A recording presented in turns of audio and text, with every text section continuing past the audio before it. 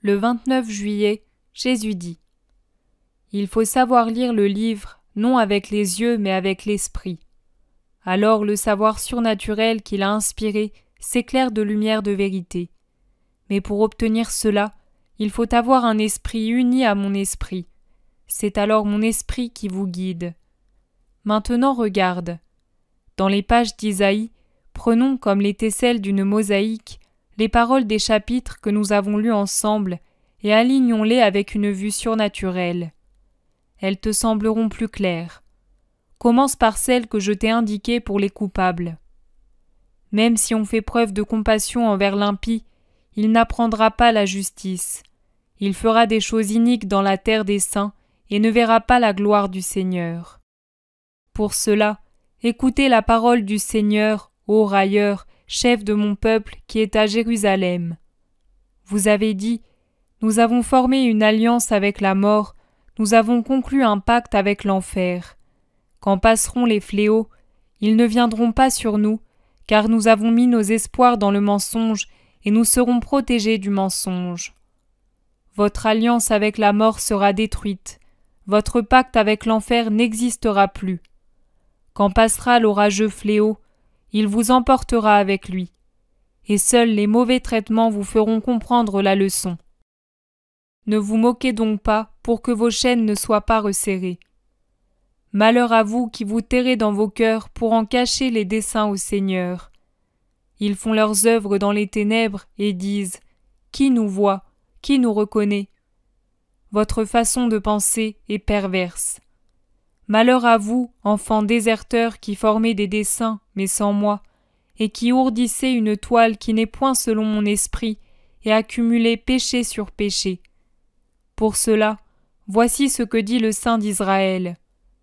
Puisque vous avez méprisé cette parole et mis votre espoir dans la calomnie et le tumulte, et que vous vous êtes fondés sur ces choses, cette iniquité sera pour vous comme une brèche catastrophique au haut d'un mur, laquelle à l'improviste, quand personne n'y pense, fait s'écrouler le mur qui tombe en ruine.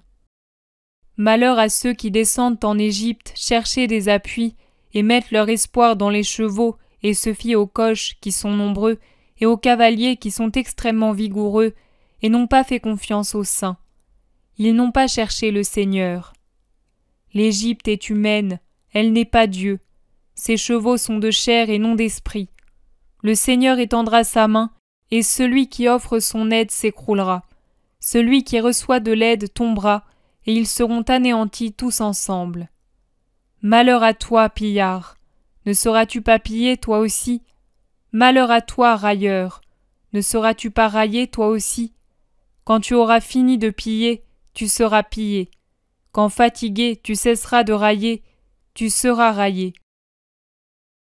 Avant de parler des sujets et des promesses de Dieu, commentons ce passage.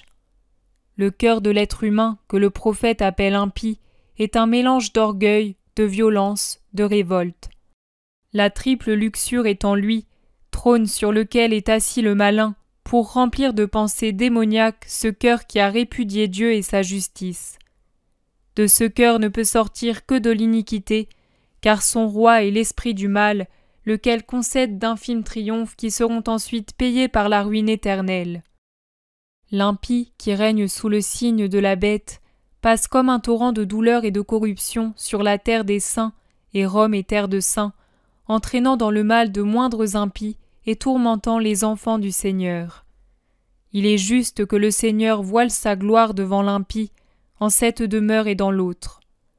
L'impie verra ma gloire 2 fois, et il voudra ne pas la voir, car elle sera terrible pour lui, à sa mort et au dernier jour. Alors je lui demanderai : Qu'as-tu fait de mon peuple et de mes dons ? Et cette question le lancera, telle la flèche de l'arc, dans les profondeurs dont on ne sort pas. Ma deuxième Jérusalem sur terre est Rome. Terre bien-aimée où j'ai voulu mon Église, et qui, parce qu'elle est le centre du monde, devrait être traitée comme une relique resplendissante par quiconque est son chef.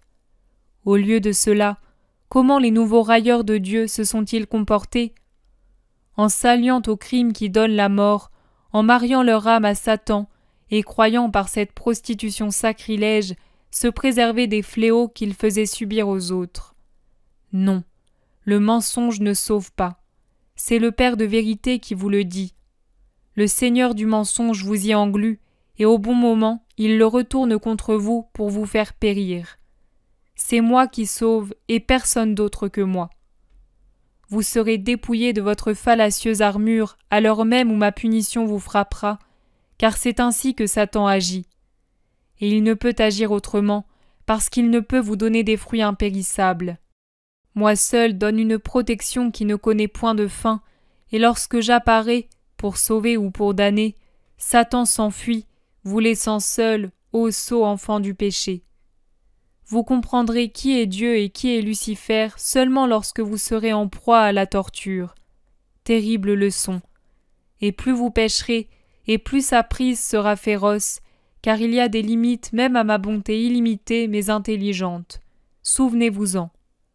Rien de ce que l'humain ourdit dans l'ombre, même l'ombre secrète du cœur, n'est occulte au Seigneur.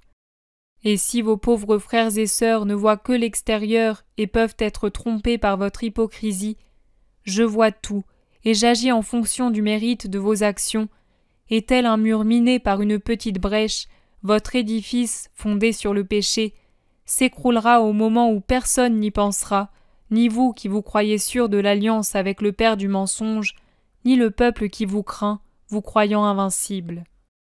Malheur, malheur, malheur à vous qui induisez mon peuple à croire que je protège vos mauvaises actions. Malheur à vous qui induisez mes enfants à se méfier de ma justice.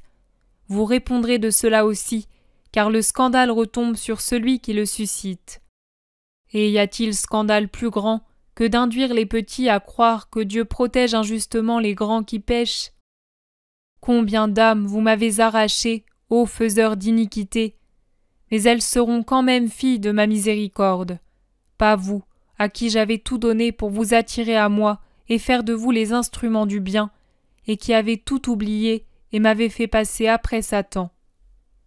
Malheur à vous qui formez des alliances dont ne peut venir que du mal pour mon peuple, mal pour la chair et mal pour l'esprit. Et vous savez que c'est mal, mais vous le faites quand même, en faisant un mauvais usage du pouvoir, pourvu que triomphe votre personne sur la terre. Et qu'est-ce que votre personne? Une poignée d'argile qui conserve une forme aussi longtemps que la miséricorde la garde humide de célestes rosées, et qui, une fois séchée, se pulvérise comme glaise tamisée et se disperse. Vos alliances, véritable union des précurseurs de l'Antéchrist, n'ont pas de base et ne possèdent pas la force pour vaincre. Elles s'effriteront comme vous, et il n'en restera qu'un souvenir d'horreur dans la chair, dans les maisons, dans les âmes de mes pauvres enfants. Quand Dieu tonne, que sont des chevaux nombreux et des cavaliers vigoureux? Menu paille que le vent disperse de tous côtés. C'est moi qui donne la force aux armées. Mais il faut que les armées soient mues par de justes mobiles et non par la férocité et l'orgueil. Chaque faute sera punie, chaque raillerie sera punie par Dieu, parce que Dieu, dit le Seigneur, ne sera jamais raillé et il n'est pas légitime d'opprimer les plus petits. Cependant, observe une chose, Maria.